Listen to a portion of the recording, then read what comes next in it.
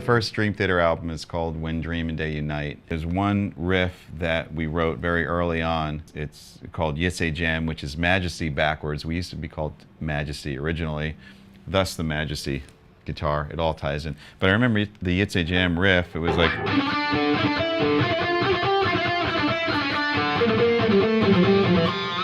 And the funny thing, that's like a John Mayung riff. And the way that we would write is we'd tie things together, and then the next guy would have a riff, and it would kind of turn into a song. So I remember adding in... and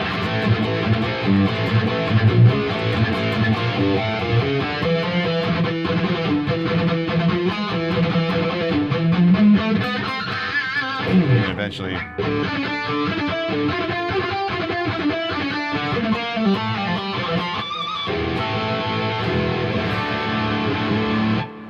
So is there a quintessential John Petrucci riff? Well, we have a lot of albums and I wrote a lot of riffs, but there's one that kind of stylistically sums up how I like to riff on the guitar. It's kind of a combination of the influence of Metallica and the sort of chunky chugging down on the low E and playing some harmony with two-note chords. So in Pull Me Under, there's a good example of that, right?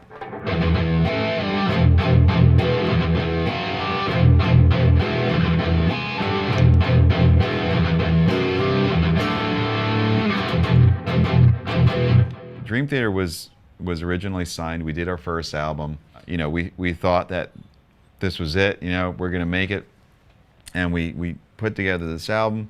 We're really proud of it. When Dream and Day Unite, and then it came out. People seemed to like it, but that was the end of that. You know, we never toured for it.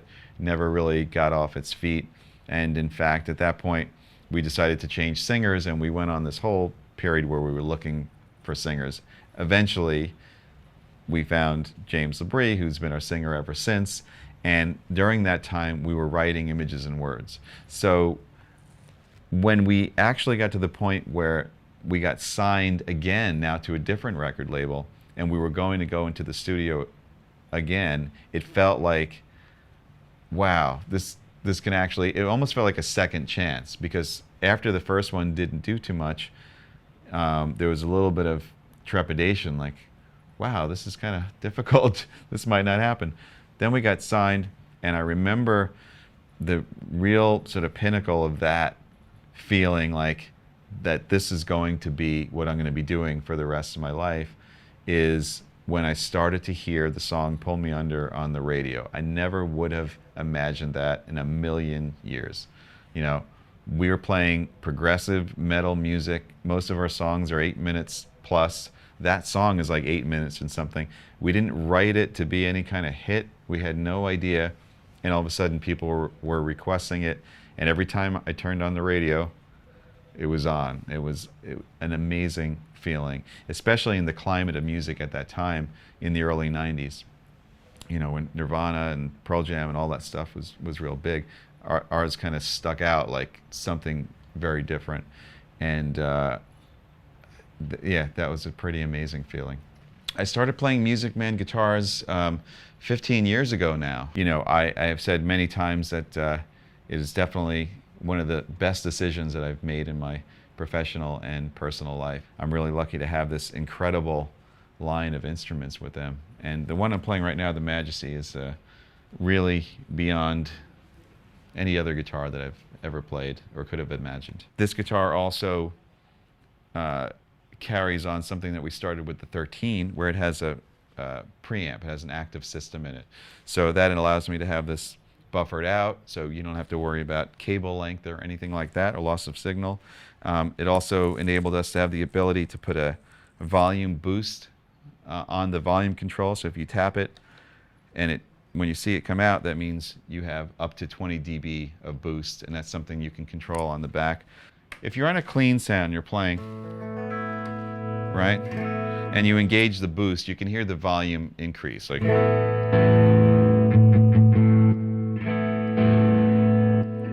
I generally wouldn't use it that way. I mean, some people might be playing clean, then they actually want the volume to jump, which is one way you can use it. What I would do is I would use it sort of in place of a boost pedal or an overdrive pedal or something like that. Because basically, what it's going to do is it's going to give you increased amount of input into the front of the amp, which is going to in turn give you more sustain and more gain. So if I was playing along and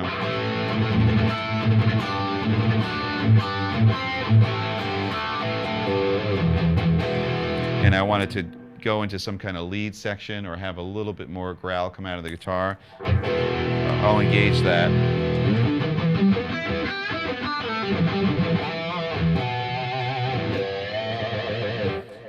And the cool thing is, which was really important for me, you don't hear the tone change.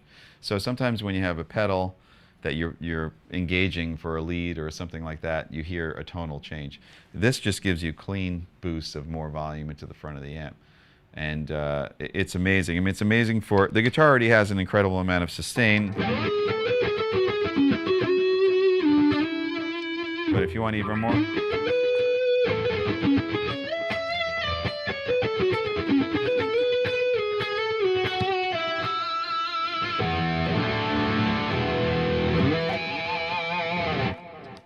it's great for that. And you don't hear, again, you don't hear the tone change. You just have this sort of feeling of more sustain and more gain. It's the first one of my models to have the Game Changer technology in it. So basically with the Game Changer, there's an infinite amount of pickup combinations that could be created. The guitar comes pre-programmed with what I would normally use, which is when you're in the down position here on the toggle, you have the bridge pickup on.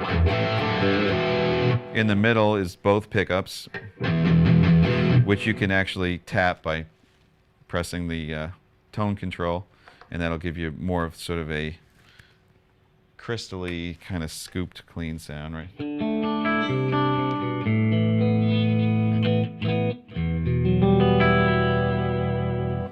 And then in the up position is just the neck pickup. All right. So I use that primarily for doing sort of melodic lead playing.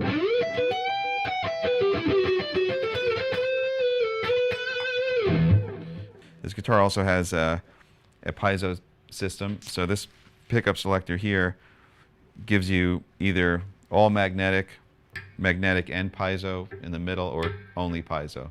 And that volume is controlled here. So the difference between magnetic and piezo is the magnetic sound is coming from the pickups, and that's the more traditional sound of the guitar through an amp. So you can use it for clean, you can use it for dirty sounds, and it kind of does a lot of different things depending on what pickup you're on. However, the piezo comes from the saddles, and what it's going to do is sort of pick up just the acoustic sound of the guitar. So in other words, if let's say the volume was off and you're just sort of strumming along, that sound vibrating in the saddles there is what the piezo brings out. So what I use it for is to emulate an acoustic sound. In fact, I use it in place of an acoustic live, because all I have to do is just switch this control up, and then all of a sudden, well, I have distortion, so let's shut that off. All of a sudden, you have an acoustic sound. Let's see.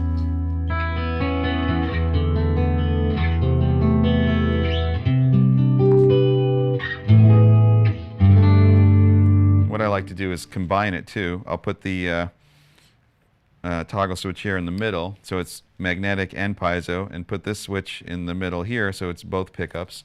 Maybe do the tap, so you get the kind of split sound, and then you have this beautiful.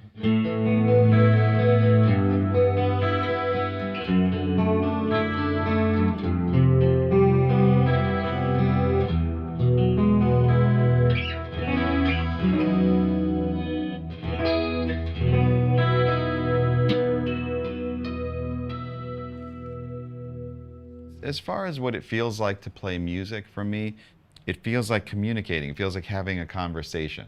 You know, it feels like very intensely and deeply expressing an emotion. And so it's kind of an extension of expression for me. I guess that's the best way to